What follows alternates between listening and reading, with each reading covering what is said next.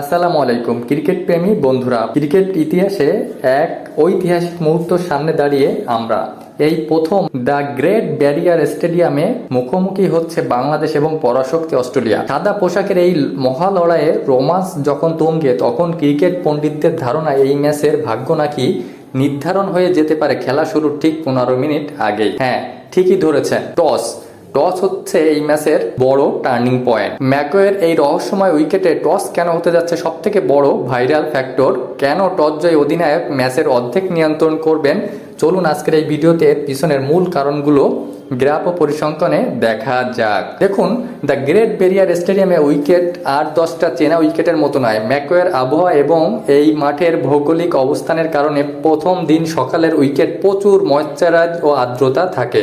এর মানে হলো ম্যাচের প্রথম সেশনেই পেসাররা সুইং এবং বাউন্স দিয়ে ব্যাটারদের উপর আগুন ঝরাবেন। Pat Cummins, Mitchell Starc, Josh Hazlewood কিংবা বাংলাদেশের হাসান মাহমুদ, তাসকিন ইবাদাত এই কন্ডিশনের জন্য হবে স্বর্গরাজ্য। কিন্তু বেলা বাড়ার সাথে সাথে রোদ উঠলেই এই পিচে হয়ে যাবে একদম ফ্ল্যাট বা ব্যাটিং স্বর্গ।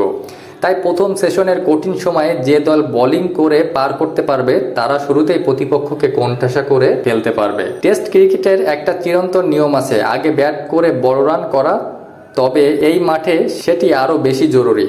পরিসংখ্যানে দেখা গেছে এই উইকেটে প্রথম ইনিংসে যারা 350 বা তার বেশি রান তুলতে পারে তাদের ম্যাচ জেতার সম্ভাবনা প্রায় 80%।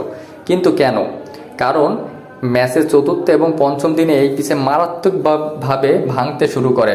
পিচ বড় বড় ক্র্যাক বা ফাটল দেখা যায়, তখন বল নিচু হয়ে যায়, আবার কখনো আচমকা লাফিয়ে ওঠে। স্পিনাররা পান ভয়ঙ্কর টান।